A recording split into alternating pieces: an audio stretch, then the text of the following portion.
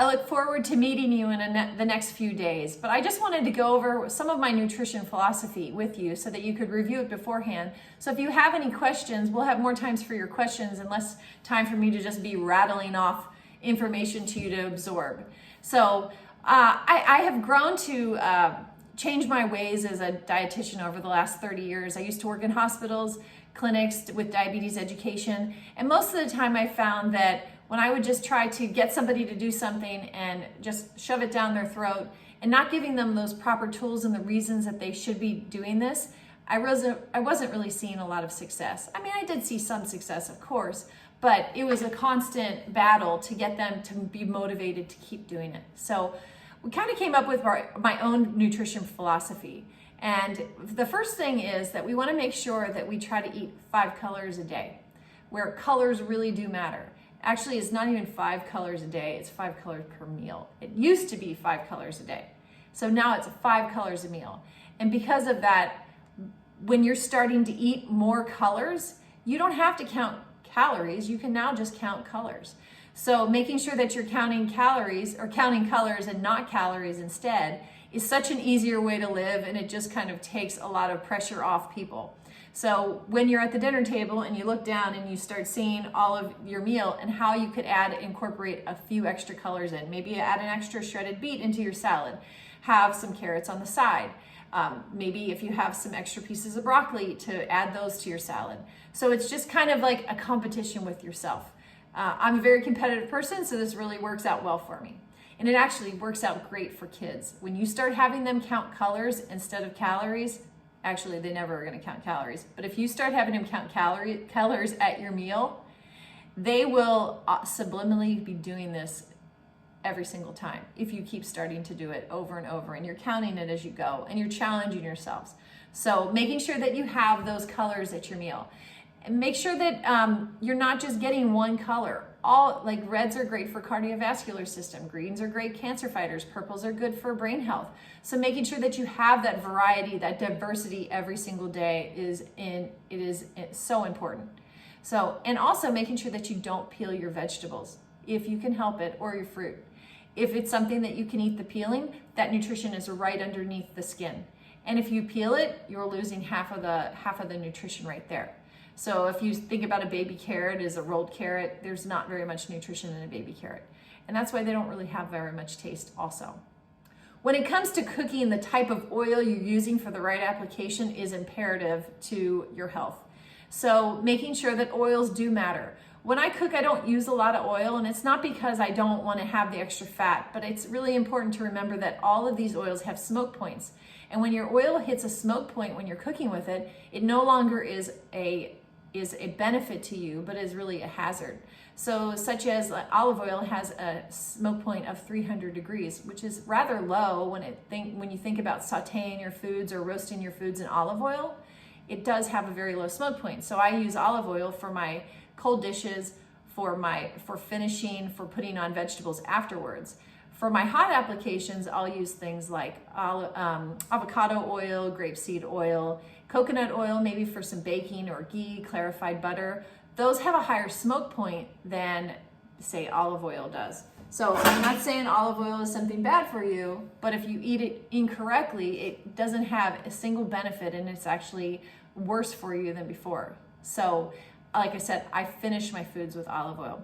When that reaches that smoke point and you start to see that burn or that singe in your pan, that means that it now has been oxidized, which actually fat oxidation can cause free radicals, and free radicals can cause cancer. So I'm not saying that just because you're cooking with olive oil and you're cooking it, at a higher smoke point, that's what's going to happen. But if I know that that's something I could prevent, and there is a better choice for it, that's what I'm gonna do. But really, I don't use a lot of oil when it comes to cooking, because the way I can cook oil free. I can saute my onions, my garlic, just in a pan without any oil at all. And these are not. There are 3 enemies of nutrition: water, heat, and oxygen. And we're going to talk about each one of those individually here. So heat first. When you cook foods over 200 degrees, it starts to denature the food. It starts to denature the vitamins, the minerals, and you're no longer going to preserve and have the integrity of that vegetable that you bought that organic vegetable at the store. So what I do is I try to cook under 200 degrees. It's very hard to do with traditional cookware where you're usually cooking at 350 in the oven, 250 or 300 on the stove at least, and if not, even higher in the oven when you're cooking at 400 degrees, which means you're losing up to 93% of the nutrition of those plants, which basically is like throwing money out the window when you go and buy great organic food and you cook it like that, and then you eat it and you didn't really get the nutrition that you really tried to get by buying quality food. So once again, heat. The next thing is water. When you start seeing water vapors, when you're boiling, you're steaming, those types of things, that's creating the nutrition from leaving your food. We're going to do a carrot test when we meet so that you can kind of put this together and see why water is such an enemy. So this is called actually waterless cooking. So steaming, boiling, all of those are over 200 degrees. So you're going to be robbing yourself from the nutrition of your food. And the last thing is oxygen. Any type of oxygen exposure to our food, it's kind of like rust on metal, causes it to degrade, to lose its potency, and really can cause oxidation too. But just when it comes to things like cauliflower rice or butternut squash zoodles or zucchini noodles that you're buying at the store, especially I always think about coleslaw.